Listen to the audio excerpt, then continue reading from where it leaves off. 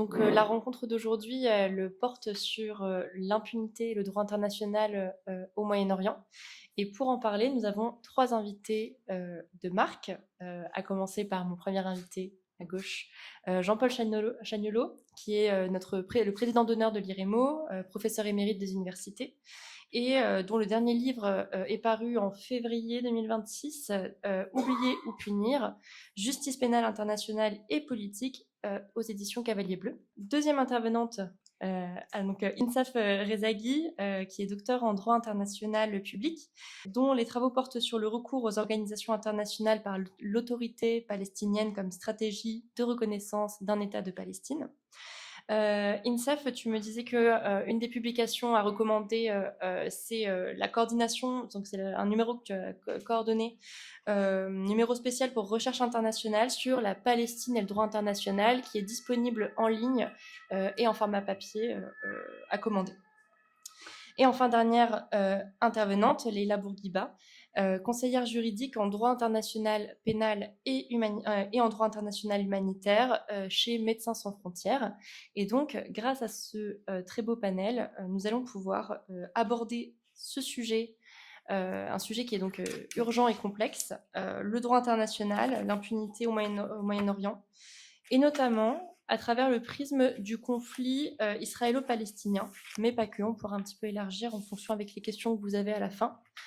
Pour vous resituer très rapidement la manière dont on va procéder, on va se prendre 45 minutes, 1 heure de discussion et ensuite ouvrir un temps de questions. Donc n'hésitez pas à noter vos petites interrogations à la fin de ce panel. Une première question, puisqu'en fait l'objectif de cette rencontre, c'est d'essayer de comprendre et essayer d'expliquer comment, malgré l'existence d'un cadre juridique international qui est élaboré, on arrive quand même à avoir des crimes de guerre, des crimes contre l'humanité, des crimes contre les populations qui ressortent quelquefois impunis. Et donc peut-être pouvons-nous faire le point sur ces normes, la manière dont les normes de droit international ont émergé. Je me tourne vers toi, Jean-Paul. Est-ce que tu pourrais nous expliquer l'historique un petit peu de ces normes internationales et pourquoi surtout leur application semble si difficile au Moyen-Orient? Alors c'est un sujet qui demanderait un certain temps, mais je vais vous la faire très courte, même peut-être un peu simpliste, mais en fait c'est très compliqué et en même temps c'est très simple si on regarde les principes, les idées forces, quoi. Quand on parle du droit en général, il faut retenir simplement une idée très simple. C'est que le droit, en fait, c'est donc des règles que l'on pose, et ces règles n'ont de sens, en dernière instance, si je puis dire, que s'il y a des juges pour dire le droit, c'est-à-dire dire s'il y a eu ou non violation, et par conséquent, s'il y a eu violation, le juge peut, selon les procédures adéquates, punir par la prison ou de différentes manières. Selon qu'on est puissant ou pas, après, il y a d'autres configurations. Suivez mon regard. Mais enfin, c'est ça l'idée, des règles et des juges. Dans notre droit interne, c'est simple, il y a un État, l'État a produit des règles, ces règles sont obligatoires pour tous sur le territoire, et il y a des juges en droit pénal, voilà, qui viendront faire le boulot. Si on se met dans le droit international, on est dans un registre radicalement différent. Alors je peux pas faire ça en quelques secondes, mais pendant très longtemps, il n'y avait pas de règles, tout simplement. Tout simplement. Donc la question des règles, elle était posée de manière comme ça, philosophique, intellectuelle, mais il n'y avait pas concrètement de règles. Si je me mets au XVIe siècle, au XVIIe siècle, je vous donne un exemple, par exemple, juste très concrètement, par rapport à la guerre. Vous savez, il y a des grands auteurs sur la guerre, notamment il y a un auteur important qui s'appelle Clausewitz. Il écrit en 1830, au début du 19e, et il réfléchit sur la guerre. Et il a une phrase dans le premier chapitre où il définit la guerre, il dit une chose très simple, il dit « Vouloir réguler la guerre est une absurdité ». C'est une absurdité parce que ce qui est important, c'est de gagner, c'est de vaincre son adversaire, c'est d'imposer sa volonté à l'autre. Par conséquent, absurde que de penser qu'il pourrait y avoir des régulations. Voilà. Et donc pendant très longtemps, on n'avait pas de règles. Et quand on parle de règles, il y a au fond deux types de règles. Et je ne vais pas aller trop loin dans le détail, mais il y a d'abord des règles qui étaient, pour faire très court, en rapport avec la guerre. C'est-à-dire, est-ce qu'on peut interdire la guerre? Et c'est un grand rêve au XVIIIe, au XIXe siècle. Au XXe siècle, il y a des hommes politiques qui se battent pour dire qu'il faut interdire la guerre. Il y a même un pacte, un traité très connu, Briand-Kellogg, qui dit on va interdire la guerre. Mais bon, ils ont interdit la guerre, c'était en 36 ou 35, c'est-à-dire 4 ans avant la Seconde Guerre mondiale. Par contre, avec la Seconde Guerre mondiale, il y a eu un espèce d'effort sous le traumatisme de ces dizaines de millions de morts. On va interdire la guerre, et la Charte des Nations Unies interdit le recours à la force, sauf dans quelle situation très concrète, par exemple la légitime défense ou l'autorisation du Conseil de sécurité. Donc voilà, on a fait des progrès sur ce qui est de l'ordre de la règle. Mais ça, c'est lié aux États. Et si vous me suivez, il y a un deuxième niveau qui est lié aux individus. Est-ce qu'on peut punir les individus? Et là, il n'y avait pas de règles. Il n'y avait pas de règles du tout. Et quand il y a eu des règles, à partir principalement de la, disons, fin 19e siècle, et puis surtout à partir du lendemain de la Seconde Guerre mondiale, eh bien, il y avait des règles, on va en parler beaucoup, les conventions de Genève, par exemple, mais ces règles n'avaient pas de juge. Donc, si vous voulez, pour résumer, j'ai encore 3 minutes, pour résumer, on n'avait pas de règles. On a eu enfin des règles sur le droit international, mais ces règles ne portaient pas de sanctions, puisque, de toute façon, on n'avait pas de juge. Alors, quand on dit pas de juge, il faudrait distinguer ce qui relève des États, ce qui relève des individus. Moi, je m'occupe des individus simplement. Donc, si vous voulez, quand un chef d'État ou un chef de gouvernement ou une personnalité importante de l'appareil d'État commettait des crimes de guerre, des crimes contre l'humanité, crimes de génocide, eh bien, au fond, il n'y avait pas de sanctions possibles. Il y avait des règles qui ont été posées, par exemple, sur la question du génocide, par une convention très importante, là, c'est de 1948, sur la prévention et la répression du crime de génocide, mais il n'y a pas véritablement de système juridictionnel qui permettent de punir. Donc, vous voyez, l'idée, c'est il y avait des règles, il n'y avait pas de règles, il y avait des règles, mais en même temps, il n'y avait pas de juge. Voilà l'idée. Et je m'en tiendrai juste sur un seul point, parce que sinon ça nous emmène trop loin, mais pour un exemple. Mais depuis peu de temps, depuis très peu de temps, on a des juges. Alors je vous la fais très courte, parce qu'en réalité c'est toute une évolution, mais des juges pour les individus, ça date d'hier, c'est-à-dire au niveau de l'histoire des relations internationales, c'est hier, c'est-à-dire en 1998, avec mise en œuvre en 2002. C'est ce qu'on appelle la Cour pénale internationale. Donc pour la première fois dans notre histoire, il y a une institution permanente. On a eu Nuremberg, on a eu les tribunaux ad hoc sur le Rwanda, sur la Yougoslavie et quelques autres, mais pour la première fois, et je trouve ça très important, on a enfin des juges qui permettent de lancer des procédures contre des personnages, quel que soit leur niveau de responsabilité, y compris chef d'État, chef de gouvernement, et qui ont enfreint les règles du droit humanitaire dont vous avez parlé, droit international humanitaire dont vous avez parlé, Convention de Genève par exemple. Concrètement, si je viens maintenant au Moyen-Orient, dans les 2 minutes qui me restent, on a eu, pendant la guerre à Gaza, des atrocités qui continuent d'ailleurs, crimes de guerre, crimes contre l'humanité, génocide, et la Cour pénale a lancé des mandats d'arrêt contre Netanyahou, contre Yvon Galland, qui était à l'époque le ministère de la Défense, et aussi contre 2 responsables du Hamas, mais les responsables du Hamas depuis sont morts. Donc ces 2 personnages, et ils ont des mandats d'arrêt, et donc quand vous allez sur le site de la CPI, vous cherchez tous les noms des personnes recherchées, et quand on tombe sur Netanyahou, il y a marqué « en fuite », et Galland « en fuite ».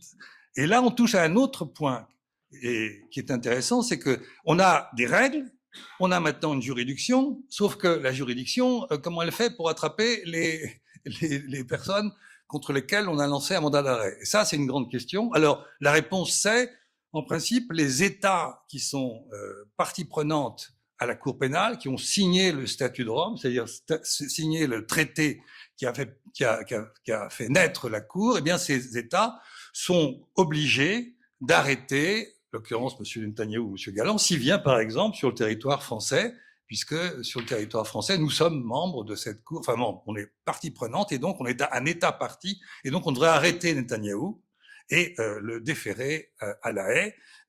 Voilà, donc c'est un grand progrès. Le problème, effectivement, c'est que il y a cette difficulté, et pour des raisons politiques, il y a quelques États, la France est parmi ceux-là, si vous voulez, on y reviendra, qui esquissent un mouvement de retrait en disant oui, mais on n'est pas vraiment compétent pour le faire. Enfin, je vous la fais courte là aussi, mais je pourrais vous en parler en détail. Mais en principe, le droit est clair, on devrait l'arrêter. Et puis, il y a une deuxième remarque sur cette affaire de CPI, et je termine là-dessus, qui est vrai pour le Moyen-Orient, mais pour tout, c'est que nous avons affaire à un traité. Et un traité, c'est quoi? C'est du droit contractuel, c'est-à-dire qu'on peut avoir, on est tenu par les obligations du traité que si on a signé et ratifié. Si on n'a pas signé et pas ratifié, on n'est pas tenu. L'exemple en France, si vous voulez, ça serait, vous allez, si on était dans un droit contractuel, vous allez braquer une banque, et puis vous êtes arrêté, et puis vous dites, attendez, moi j'ai pas signé le code pénal, j'accède pas le code pénal, donc je suis pas tenu de vous suivre. Voilà l'idée. Vous voyez, ça paraît absurde, et c'est absurde au niveau interne. Mais au niveau international, c'est comme ça. Donc, les États-Unis, par exemple, sont pas signataires, et ils sont violemment contre la CPI, Israël aussi. Mais malgré tout, et c'est ça qui les fait enrager, et je termine vraiment là-dessus, ce qui les fait enrager, c'est qu'il y a une disposition dans le statut qui est très intéressante, c'est que les États qui n'ont pas signé ce traité, et donc par conséquent qui ne sont pas États partis, eh bien si il y a des crimes qui sont commis par le ressortissant sur le territoire d'un État parti, eh bien là, les citoyens de ce pays qui n'est pas parti au traité, eh bien, ils seront quand même, on pourra les poursuivre concrètement. La Palestine est un État parti au traité. Les crimes de guerre, crimes contre l'humanité, qui sont à la base du mandat d'arrêt contre Netanyahou et Galland, eh bien, c'est des crimes qui ont été commis sur le territoire de l'État de Palestine, et par conséquent, il y a compétence de la CPI, c'est très clair. Voilà. Donc, vous voyez, on a quelque chose d'extrêmement fragile. On peut beaucoup critiquer la faiblesse de tout ça. On peut dire il y a beaucoup d'impunité, etc. Mais il y a quelque chose. C'est une lecture optimiste des choses. Mon verre est à moitié plein, à moitié vide, mais il y a tout de même une piste intéressante qui fait que quelque part, on peut espérer qu'il n'y aura pas complètement impunité, alors que jusque-là, c'était l'impunité, soit parce qu'il n'y avait pas de règles, soit parce que les règles n'étaient pas, on pouvait pas les sanctionner, soit parce qu'on n'avait pas de juge. Voilà, c'était très court. Hein. Merci. Tu veux rajouter quelque chose, Jennifer? Parce que justement, voilà, je voulais avoir un petit peu ton propos sur pourquoi cette application semble si difficile au Moyen-Orient, et en particulier, puisqu'on a l'impression quand même que le cas palestinien, c'est le cas d'école des limites du système juridique international. Et donc, est-ce que tu peux nous expliquer un petit peu tout ça? Voilà. Merci beaucoup, et merci à Camille et Louise pour cette organisation. Pour prolonger ce qui a été dit, peut-être deux choses. Il faut aussi expliquer que cet ordre international contemporain tel qu'on le connaît, cette architecture institutionnelle et normative, elle est née d'une contradiction. C'est-à-dire que le système onusien, notamment qu'on connaît aujourd'hui, il est né au lendemain de la Seconde Guerre mondiale, avec cette idée du plus jamais ça. Plus jamais des crimes de masse, comme on les a vus. Et c'est sur cette idée forte que s'est construit notre système international, et avec lui l'ordre juridique qui l'accompagne.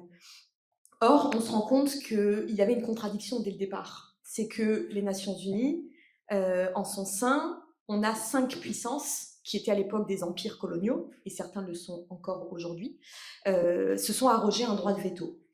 Un droit de veto qui n'a aucune limite. On pourrait justifier l'existence du droit de veto dans un certain nombre de situations, mais en l'occurrence, quand on est face à des crimes de masse, comme c'est le cas aujourd'hui en Palestine, mais pas que, et c'était d'ailleurs une idée soutenue par Laurent Fabius quand il était à l'époque ministre des Affaires étrangères, quand on est face à des crimes de masse, il n'y a pas une possibilité de suspendre l'application du droit de veto.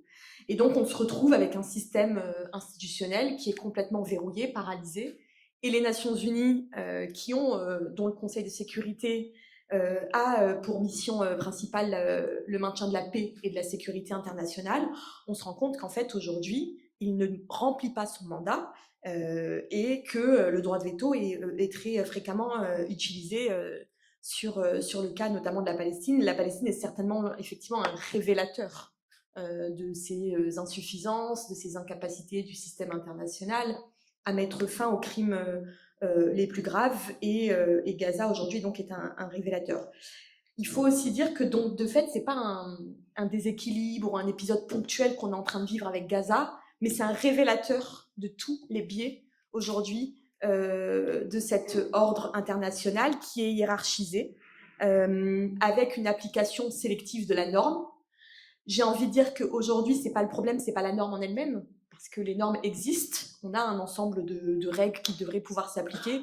Et sous l'impulsion notamment des États du Sud dans les années 60-70 au sein de l'Assemblée générale des Nations Unies, on a de nouvelles normes qui sont apparues, notamment le droit à l'autodétermination pour les peuples colonisés, qui est une norme impérative du droit international, ce qui signifie que normalement, tous les États de la planète ont l'obligation de favoriser sa mise en œuvre.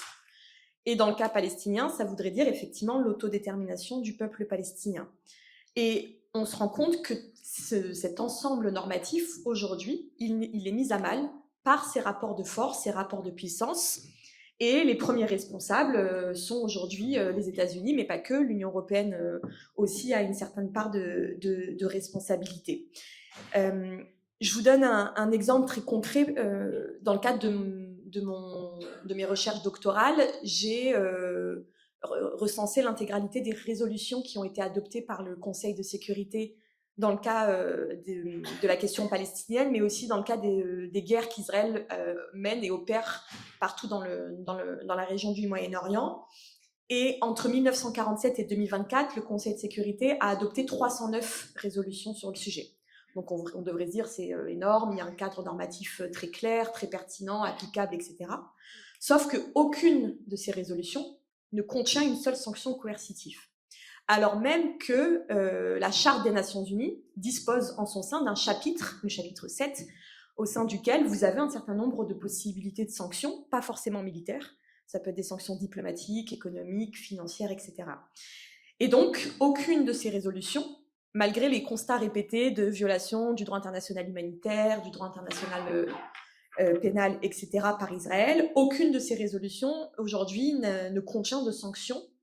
Et pire encore, là, on entre dans une phase carrément de blocage au sein du Conseil de sécurité, où vous avez très peu de résolutions qui sont adoptées sur le sujet. Et sur Gaza, on en a eu, je crois, 3 ou 4 uniquement, mais ce sont des simples constats d'appel à ce qu'Israël ouvre ou permette à l'aide humanitaire, etc., de passer. Mais on n'a pas de sanctions à l'encontre de l'État israélien. Et c'est cette question-là aujourd'hui qui devrait nous interroger, c'est comment est-ce qu'on en est venu à une telle possibilité d'impunité et de double standard dans l'application de la norme, alors même que cette norme-là, elle existe, qu'elle est pertinente dans le cas de la Palestine. Et c'est pour ça que, selon moi, ça doit nous interroger, et on pourra en venir après peut-être dans la discussion, sur le fait qu'on est dans un continuum colonial au sein de ce qui se passe aujourd'hui à Gaza. Et donc, c'est d'interroger cette production normative, l'application de la norme, à travers le fait colonial. Et c'est, à mon sens,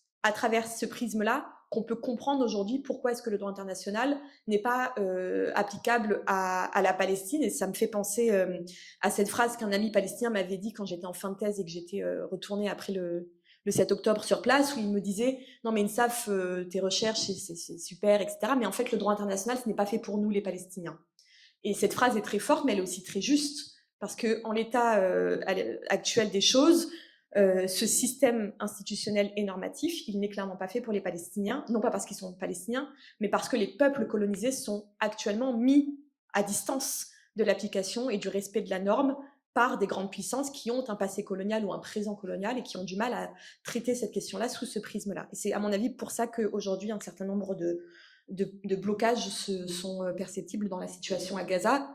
Mais on pourra y revenir. Gaza, c'est pas que Gaza, c'est aussi tout le reste de la Palestine qui aujourd'hui fait face à des crimes de masse. Et il y a un continuum génocidaire qui est en place depuis 1947 dans le cadre de la construction, de la création de l'État d'Israël, qui aujourd'hui atteint un point de non-retour avec Gaza. Mais à mon avis, il faut replacer effectivement la question de Gaza dans ce cadre de ce que certains historiens notamment historien algérien notamment, qualifie de génocide colonial. Et je pense que c'est sous cet angle-là qu'il faut qu'on aborde maintenant la question palestinienne.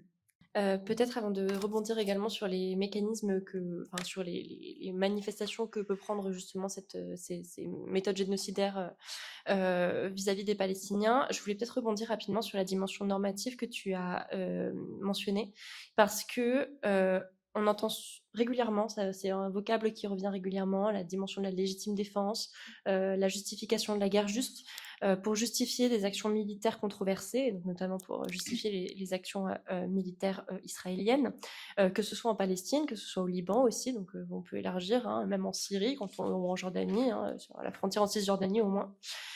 Voilà, comment ces concepts ont-ils évolué pour devenir des outils justement de légitimation ou de contournement, parce que finalement, c'est d'une certaine manière, on contourne également, on contourne et donc on légitime ces actions-là vis-à-vis du droit international. La question de la légitime défense, elle est peut-être moins au cœur du narratif israélien aujourd'hui, parce qu'elle est beaucoup moins opérante au vu de l'ampleur des massacres. On a du mal à aller justifier la légitime défense quand on rase toutes les infrastructures médicales, etc. sur un territoire. Mais il est vrai que jusque quelques mois après le début du génocide à Gaza, Israël avait recours à ce narratif-là, sans évoquer expressément l'article 51 de la Charte des Nations Unies qui encadre le recours à la légitime défense. La légitime défense, c'est en fait la réponse à une agression armée contre sa souveraineté, contre l'indépendance territoriale d'un État. Elle doit être le fait d'un autre État ou de groupes armés qui sont assimilables et rattachables à la structure étatique. Et dans le cas israélien, c'est très simple. La Cour internationale de justice, dans son avis dans l'affaire du mur en juillet 2004, elle a très clairement répondu à cette question. Donc cet argument n'est plus opérant, il faut y répondre à chaque fois, mais il n'est plus opérant.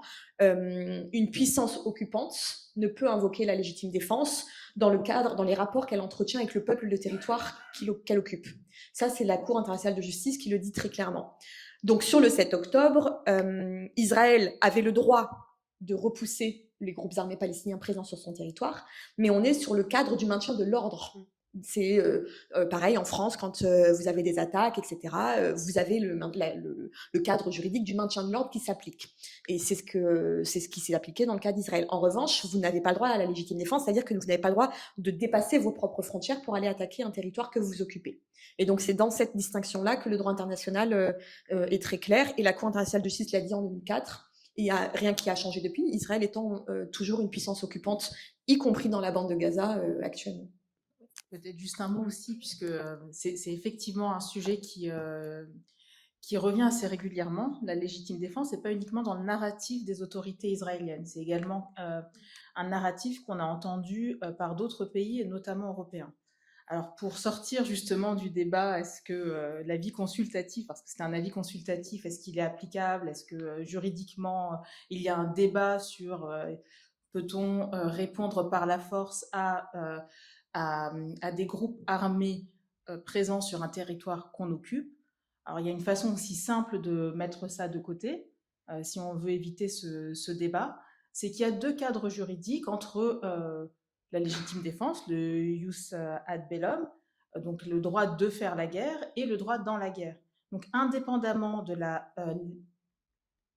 la légitimité de cette action, on peut dire qu'au moment où les autorités israéliennes ont commencé à ouvrir le feu sur le territoire palestinien, notamment à Gaza, on entrait automatiquement dans le droit de la guerre. Et je reviendrai dessus sur le DIH. Et donc, ce sont deux sujets différents. Et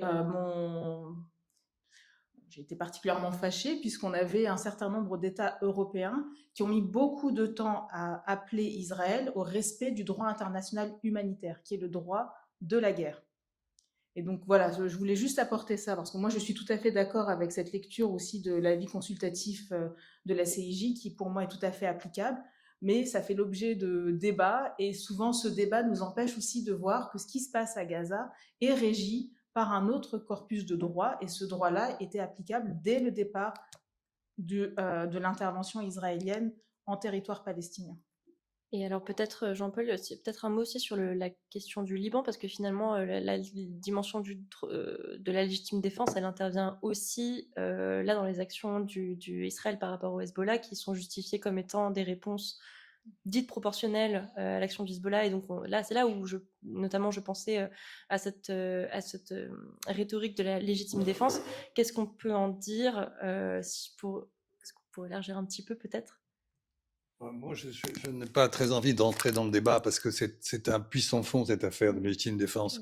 Je laisse les juristes, mais en dernière instance, moi je suis politiste, je suis pas juriste. En dernière instance, il faut pas se raconter d'histoire, c'est des questions de rapport de force.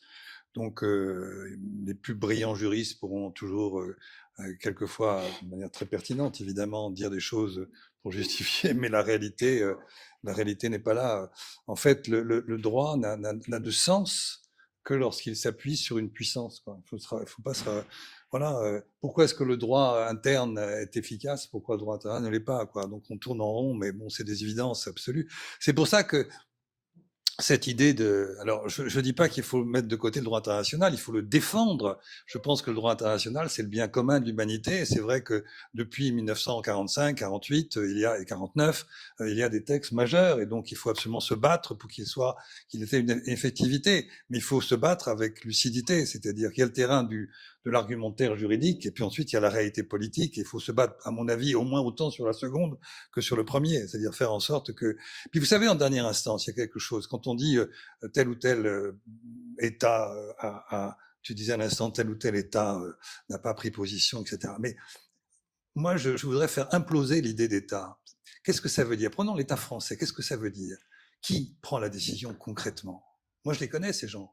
Je les fréquente, je leur raconter ça. Bon, c'est des bons hommes, des bonnes femmes, je veux dire, qui sont là, devant vous, et qui, par exemple, ont la trouille.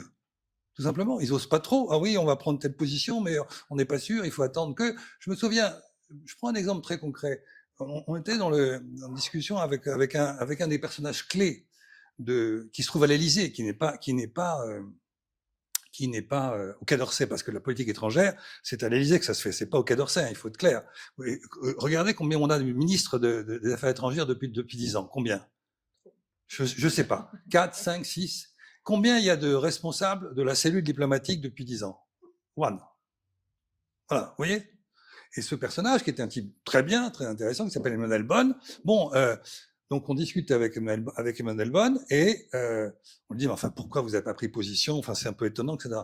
Et il vous répond, bah écoutez, je viens d'avoir une discussion avec l'ambassadrice américaine qui m'a imposé tel ou tel point, enfin qui m'a dit qu'il fallait pas faire. Bref, il était un peu alors j'exagère un peu, mais presque sous l'émotion du coup de téléphone qu'il avait reçu de l'ambassadrice. Aujourd'hui, maintenant, c'est un ambassadeur et pas n'importe lequel. C'est le beau-père. Enfin bon, c'est le fils enfin bref, c'est la famille avec un grand F, comme on dit dans les mafias. Hein. C'est ça, c'est exactement ça. Mais si vous voulez, je déconstruis un peu la notion d'État. Donc c'est ça, c'est des gens comme ça. Donc quand vous avez une équipe de gens qui ont du courage, qui disent non, il faut absolument qu'on fasse ça, quel que soit et ça a été le cas, j'ai expliqué ça tout à l'heure en aparté, dans l'histoire de la reconnaissance de l'État de Palestine, il y avait une équipe à l'Élysée autour de Bonn et quelques autres, ils se sont battus, et c'était incroyablement compliqué, ils ont eu des pressions de la part d'Israël, évidemment considérables, des pressions en interne, des pressions, évidemment, des États-Unis, etc., je vous la fais courte. Mais donc c'est ça. Donc après, il balbutie quelque chose de positif ou il balbutie quelque chose d'incompréhensible. Par exemple, on pourra revenir sur il y a une dimension juridique amusante sur le fait on veut pas arrêter Netanyahou. Il y a une justification juridique qui tient pas la route, elle est contraire à la jurisprudence de la CPI. Enfin bref, ils ont mélangé les pinceaux entre la jurisprudence de la CIG et la jurisprudence de la CPI. Bref, je vous la fais courte. Ils ont fait leur marché. Donc il faut bien comprendre ça. Donc nous sommes dans des rapports de force. Et aujourd'hui, la position de la France, l'État français, c'est quoi? C'est des gens qui sont au bout du rouleau. Au bout du rouleau. La préoccupation des diplomates aujourd'hui, c'est qu'est-ce que je vais devenir après le mois de mai 2027, quoi. Vous voyez, je vous ramène ça à des choses basiques et finalement très humaines, très humaines. Je veux dire, c'est pas une critique fondamentale que j'ai, mais c'est pour ramener les choses, quoi. Et donc et en plus tout ceci est complètement, comment dirais-je, surécrasé, on peut dire, par ce qui se passe aux États-Unis. Ce que fait Trump a déstabilisé plein de choses, pas simplement sur le plan juridique, mais fondamentalement sur le plan politique. Donc, on ne sait plus où on en est, quoi. Donc, la France essaie d'exister. Et puis encore un autre mot, il y a sur le Moyen-Orient, pareil, c'est vrai, mais c'est pas uniquement le Moyen-Orient. Qu'est-ce que fait la France? Elle essaie de trouver des appuis où ça? En Europe. Mais en Europe, on va retrouver les mêmes contradictions. Et vraiment, l'Europe, c'est un truc qui n'existe pas sur le plan de la politique étrangère. Vous savez, vous avez aujourd'hui trois pôles de centralité politique importants, Washington, Pékin et Moscou. Et Bruxelles, c'est comme si il y avait eu une espèce de, comment dirais-je, d'effondrement de terrain complet, quoi. On voit pas Bruxelles dans cette affaire. Et donc, il faut revoir aussi ces choses-là. Enfin, vous voyez, donc, voilà. Donc, après, se battre sur la notion de l'argumentation de la légitime défense, bien sûr qu'il faut le faire, mais il faut bien comprendre qu'il y a un rapport de force. La phrase de Clausewitz que j'ai citée tout à l'heure, il y en a plein d'autres qu'on pourrait citer, elle est sont d'une brutalité inouïe, mais en même temps d'une actualité incroyable. Vous relisez le premier chapitre simplement de Clausewitz sur la guerre, eh bien vraiment, voilà, qu'est-ce qu'il dit en dehors de la phrase que j'ai citée? Il dit, qu'est-ce que c'est que la guerre? C'est imposer par tous les moyens sa volonté à un adversaire. Voilà. Et nous sommes là-dedans, quoi. Et donc, finalement, vous savez, c'est la fameuse phrase de La Fontaine dans Les animaux malades de la peste. Vous connaissez tout ça. Selon que vous êtes puissant, etc. Eh bien, c'est des choses. C'est-à-dire que je ramène ça à des choses je m'arrête, à des choses très basiques, quoi, très basiques, quoi.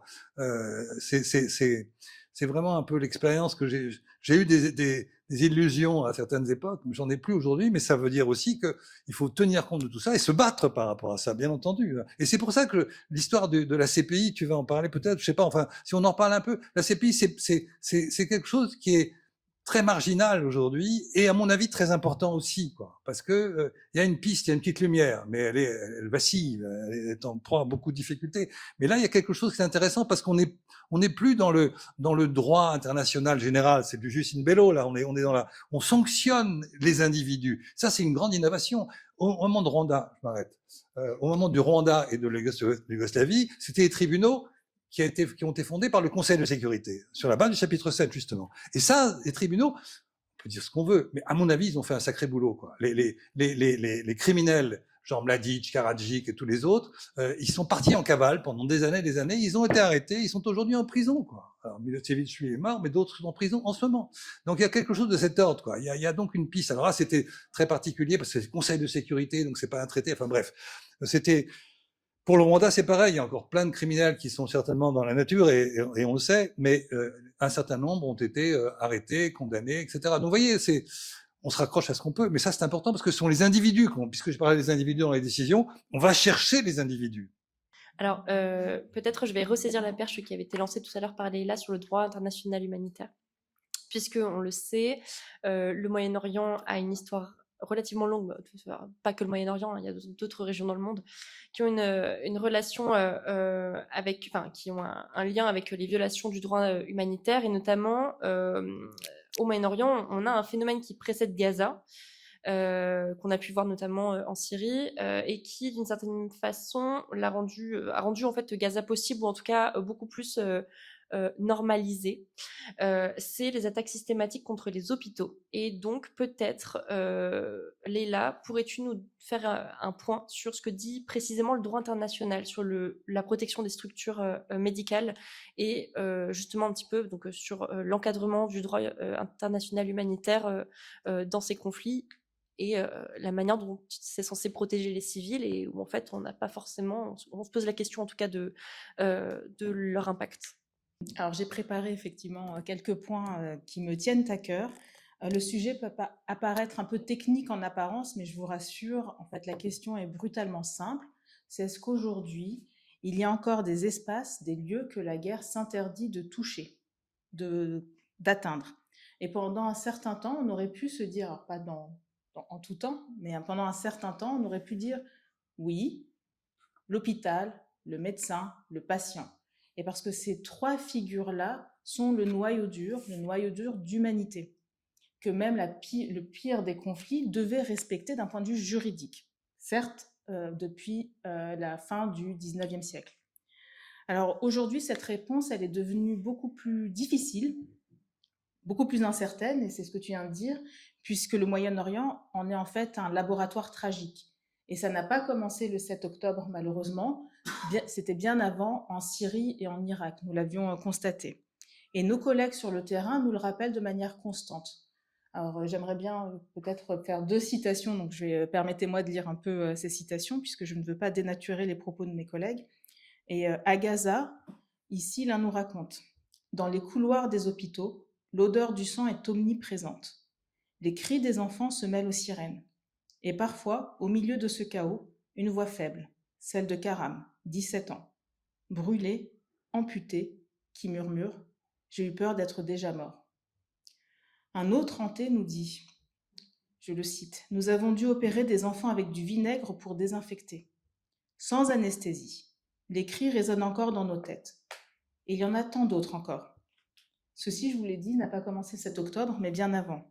Et ce que je veux partager avec vous, assez simplement, c'est comment le droit sur ce point est contourné par un discours qui se présente lui-même comme étant un discours juridique. Et pourquoi cette dérive est éminemment urgente, vitale aujourd'hui pour les Palestiniens, mais qu'elle est également un sujet qui nous concerne tous au-delà de Gaza, et bien au-delà de cette région. Alors si on commence un peu par décentrer le regard et prendre un peu de hauteur, je pense que c'est essentiel. Ces attaques, elles n'ont pas commencé à Gaza. En Syrie, dès 2011, les hôpitaux faisaient l'objet d'attaques systématiques, de bombardements systématiques, parfois 2 fois, pour cibler également les secours qui venaient intervenir après la première frappe. Ce qu'on constate malheureusement encore aujourd'hui, que ce soit à Gaza, mais aussi au Liban. C'est ce qu'on appelle les double taps. Au Yémen, en Irak, dans d'autres contextes, MSF a non seulement perdu du matériel, des hôpitaux, mais aussi tragiquement des collègues et des patients. Et c'est ce constat, parce qu'on marque un anniversaire triste aujourd'hui, mais c'est ce constat qui a conduit le Conseil de sécurité des Nations Unies en mai 2016 à adopter à l'unanimité, ce n'est pas rien, à l'unanimité une résolution. C'est la fameuse résolution, pour nous, elle est fameuse, pour les humanitaires, 2286 sur la protection de la mission médicale. Alors cette résolution, elle est née, certes, des attaques sur les structures en Syrie, mais pas que. Elle est aussi une conséquence d'une attaque tragique sur un hôpital MSF à Kunduz, en Afghanistan, par les forces américaines. Cette résolution, elle réaffirmait de manière très simple que le bombardement des hôpitaux n'est pas normal, que le bombardement des hôpitaux est illégal, et exigeait des enquêtes et exigeait des comptes. Elle portait une promesse, jamais plus cela ne sera accepté comme un trait normal de la guerre. 10 ans plus tard, et MSF l'a rappelé très récemment au Conseil de sécurité des Nations Unies, cette promesse est en ruine.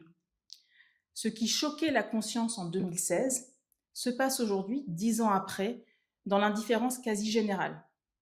Et avant de comprendre pourquoi, il faut peut-être revenir au droit lui-même et à ce que signifie le mot qui le fonde. On vous a parlé de droit international humanitaire. Pour faire simple, c'est le droit de la guerre, le droit dans la guerre. C'est ce qui régule les moyens et méthodes de combat.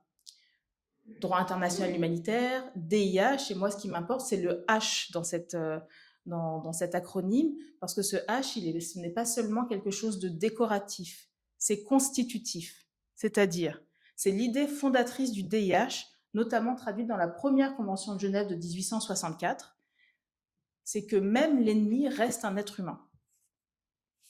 Que même en guerre, il existe un plancher en dessous duquel on ne descend pas. C'est ce que la doctrine appelle baseline humanity. Et la première expression concrète, et je vous prends dans ce cheminement pour comprendre vraiment où est-ce qu'on se trouve aujourd'hui, c'est que la première expression concrète de ce principe, c'est précisément le soin aux blessés. Henri Dunant, qui est un nom que peut-être vous avez entendu, la bataille de Solferino, Henri Dunant n'a pas simplement créé une organisation internationale caritative, le CICR, la Croix-Rouge, il a également posé un principe qui est complètement révolutionnaire. C'est soigner le combattant ennemi blessé, n'est pas trahir son camp. C'est honorer notre humanité commune. Et cette logique a une conséquence directe. Et cette conséquence directe, c'est la fonction médicale qui est considérée comme neutre par nature. Un hôpital qui soigne un ennemi blessé n'aide pas l'ennemi à gagner la guerre. Il accomplit une obligation qui transcende le conflit. Et une collègue le dit très simplement, le docteur de ton ennemi n'est pas ton ennemi. Quand on attaque un hôpital, on n'attaque pas seulement une règle parmi d'autres. Ce qu'on attaque, c'est le fondement même de ce système, le système du droit international humanitaire. Alors, qu'est-ce que dit précisément le droit ? Alors, en DIH, les hôpitaux bénéficient de ce qu'on appelle une double protection. vous avez entendu parler de la protection pour les civils et les biens civils. Les hôpitaux en bénéficient, mais ils bénéficient également d'une protection qu'on appelle une protection spéciale, une protection renforcée, qui est inscrite dans les conventions de Genève et précisément parce qu'elle est fondée... Allez, C'est la fin du micro. Merci. Est-ce que vous m'entendez?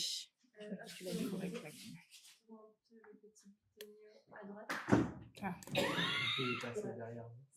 Super. Alors, je vous parlais donc de cette protection spéciale renforcée dont bénéficient les hôpitaux. La question qui se pose, parce que vous l'entendez certainement dans les médias, tel hôpital hébergerait quelques combattants, tel hôpital aurait un centre de commandement ou une antenne. Donc, ce sont des propos qui sont souvent réitérés. Donc, la question qui se pose, c'est est-ce qu'un hôpital peut perdre sa protection? La réponse est en théorie, oui, mais pas aussi simplement que ça. Et c'est là où c'est intéressant parce que je ne pense pas que vous l'entendez généralement dans les médias ou sur les plateaux télé. Donc, notez si vous le souhaitez, mais il y a 3 conditions qui sont cumulatives et elles sont très strictes. La première, c'est qu'un hôpital ne perd sa protection que s'il est utilisé pour commettre ce qu'on appelle des actes nuisibles à l'ennemi, c'est-à-dire des actes qui n'entrent pas dans sa fonction médicale, mais aussi qui contribuent militairement à une partie au conflit. Et le droit est assez clair, c'est pas assez clair, le droit est complètement clair sur ce point. Prendre en charge des blessés combattants de l'ennemi n'est pas considéré comme un acte nuisible. C'est en fait une obligation médicale, protégée. Deuxièmement, il faut un avertissement, ce qu'on appelle également un warning, c'est-à-dire qu'un avertissement doit être adressé dans un délai raisonnable, et ce délai raisonnable doit permettre 2 choses. Soit rectifier la situation. Nous avons constaté un sniper sur votre bâtiment. D'accord ? Si le sniper s'en va, il n'y a plus de question, il n'y a plus de sujet sur la perte de la protection de cet hôpital. Donc, soit rectifier la situation, ou alors permettre l'évacuation et le référencement médical des patients et également l'évacuation du personnel médical. Troisièmement, et seulement si cette mise en garde reste sans effet, une action peut être envisagée. Et alors même qu'une action peut être envisagée, elle ne peut être envisagée que sur la partie de l'hôpital qui contribue à cet acte nuisible. Le reste de l'hôpital demeure protégé. Et tout au long de ce processus, un principe cardinal continue à s'appliquer comme dans tout le DIH, c'est qu'en cas de doute, on ne frappe pas et la charge de la preuve repose sur l'attaquant. Ce n'est pas à l'hôpital de prouver son innocence. Mais supposons un instant, supposons un cas d'école, hypothèse d'école, que ces 3 conditions soient effectivement réunies.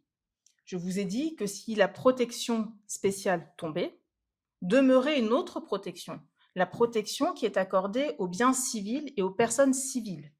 Et là, d'autres principes du DIH continuent systématiquement à s'appliquer. Ils sont au nombre de 2. La proportionnalité et la précaution. Qu'est-ce que ça veut dire? Proportionnalité, les dommages civils anticipés, et là je suis précise sur les termes, ne doivent pas être excessifs par rapport à l'avantage militaire concret et direct attendu. Ce n'est pas une balance abstraite. C'est une obligation de calcul préalable avec des données réelles.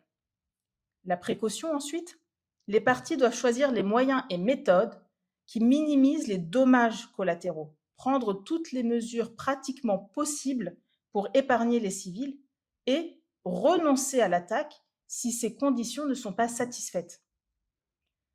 Or, c'est ici qu'intervient un point décisif, auquel je tiens beaucoup. C'est la question des effets qui se propagent dans le temps. En anglais, on appelle ça « reverberating effect ». C'est les effets en cascade. Qu'est-ce que ça signifie? Ça signifie que quand on détruit un hôpital, on ne tue pas seulement les patients qui étaient présents ce jour-là. On condamne toutes celles et ceux qui auront eu besoin de soins dans les semaines, les mois, les années à venir. Les femmes qui accoucheront sans assistance médicale et dont les enfants ne survivront pas, les blessés de guerre qui ne seront pas stabilisés avant une évacuation, les enfants qui mourront de maladies traitables, pneumonie, déshydratation, faute de services pédiatriques. Tout cela est prévisible. Et en droit, ce qui est prévisible est imputable. Et voilà où nous en sommes en 2026. C'est que les capacités militaires et de renseignement modernes permettent une précision et une connaissance du terrain qui n'existait pas lors de la rédaction des conventions de Genève. Donc on sait ce que fait un hôpital. On peut connaître le nombre de patients qu'il accueille, les services qu'il rend, le bassin de population qui en dépend, les alternatives disponibles dans un rayon donné. Tout ceci, on peut le savoir. Les outils existent pour anticiper avec précision ce que la destruction d'une structure médicale provoquera. Et dans ce contexte, il est difficile, et j'irais même jusqu'à dire impossible, de concevoir qu'une attaque détruisant un hôpital puisse satisfaire au test de proportionnalité.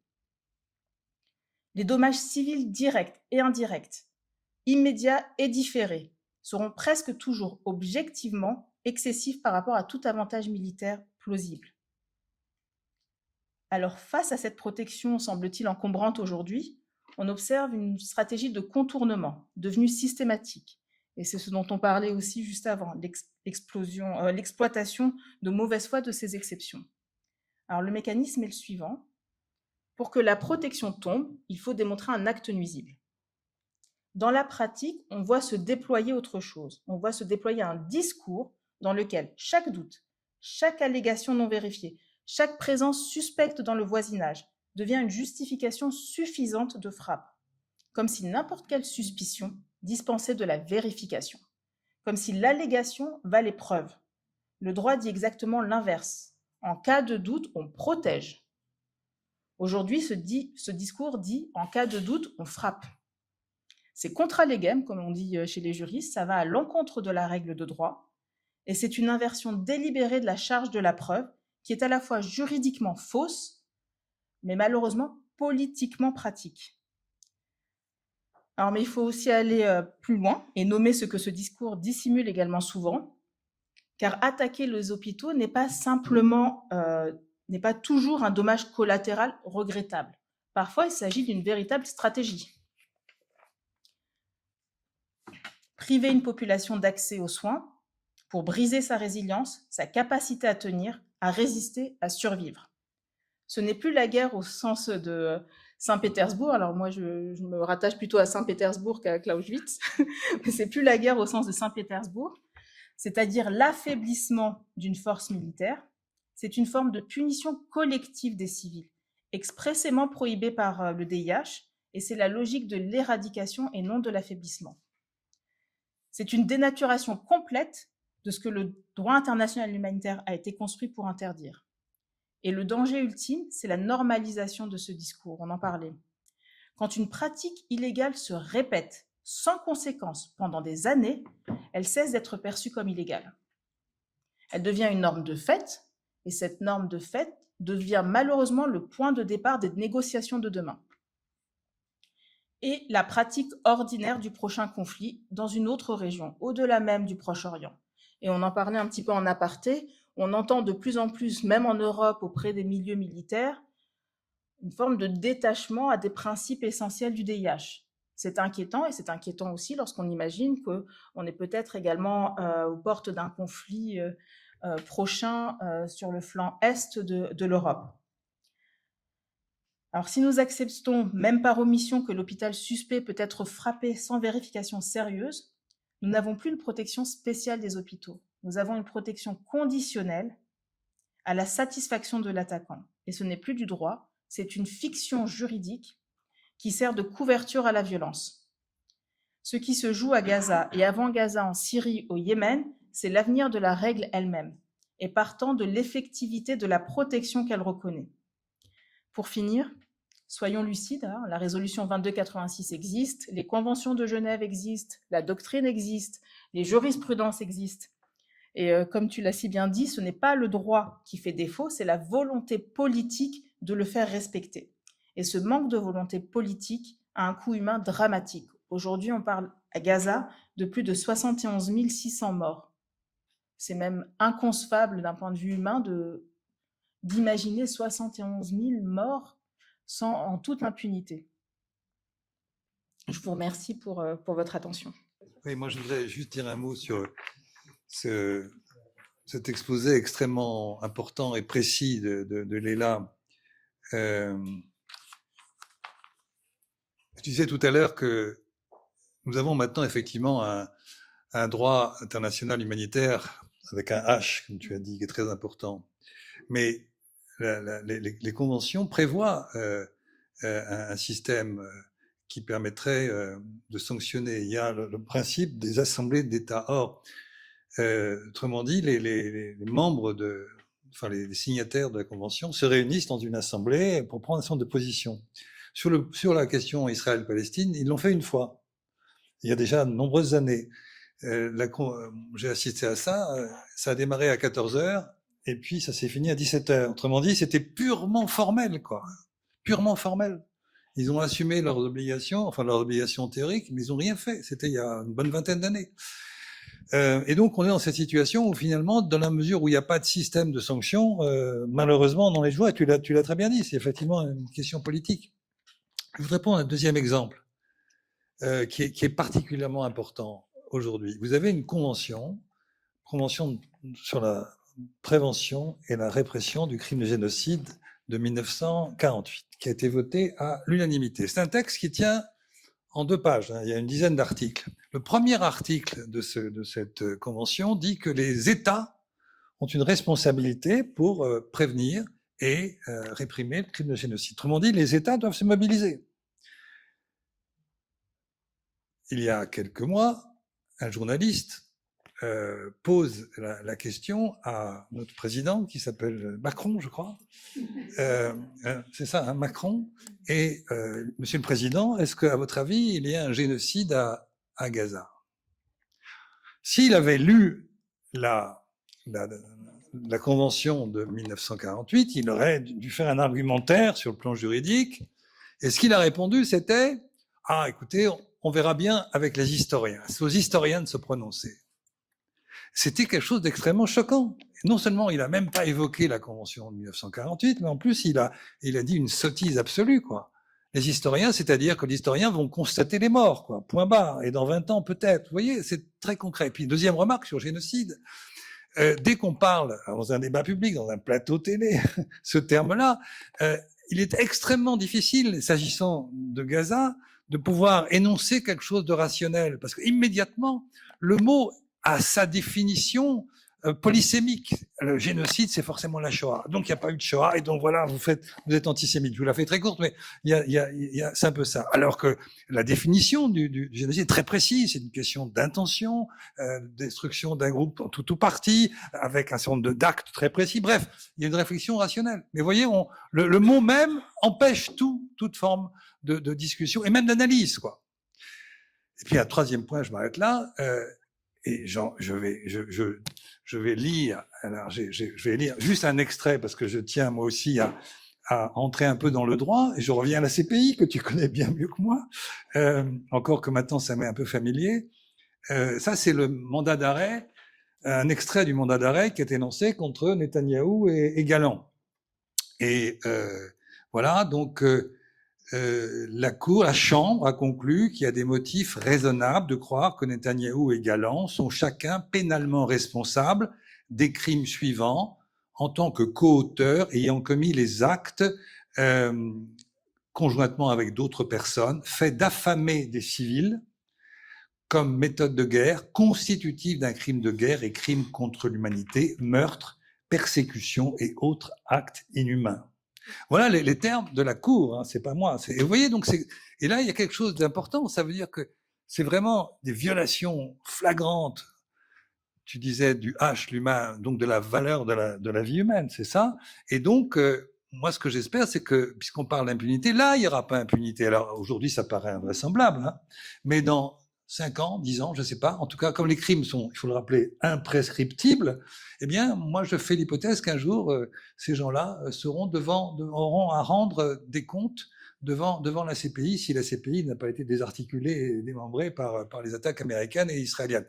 Bon, voilà. Donc, c'est un combat, quoi. On en revient toujours à la même idée, c'est un combat. Oui, merci beaucoup. Peut-être pour compléter, mais aussi un peu avancer dans notre discussion sur cette impunité qui est un peu donc comme le produit du double standard occidental qu'on voit avec Gaza. Je pense que il faut pas isoler Gaza de son contexte palestino-palestinien. C'est Gaza, mais c'est avant tout la Palestine dans son ensemble. Et c'est pour ça que, et je vais en revenir sur la question du génocide, à mon avis, il y a un continuum colonial génocidaire qu'on voit et qu'on observe de plus en plus en Cisjordanie, dans le silence absolu de nos médias et de nos politiques, parce que, à mon sens, ce génocide en cours à Gaza, il doit aussi s'interroger sur la Cisjordanie. Et je m'explique. On a une définition effectivement juridique de la commission du crime de génocide qui est contenue dans cette convention de 1948, qui a d'ailleurs été signée à Paris. Cette définition, elle est très claire. Elle donne 3 éléments du crime. Elle parle d'un groupe protégé d'abord. Donc là, en l'occurrence, ce sont les Palestiniens de Gaza, en ce qui concerne la situation à Gaza, et la Cour internationale de justice l'a déjà dit en janvier 2024, où elle dit effectivement que les 2,3 millions de Palestiniens de Gaza, en tout cas à l'époque, ils étaient 2,3 millions, aujourd'hui on ne sait pas combien ils sont, parce que le nombre de morts est certainement beaucoup plus élevé que les 71 000 officiellement annoncés.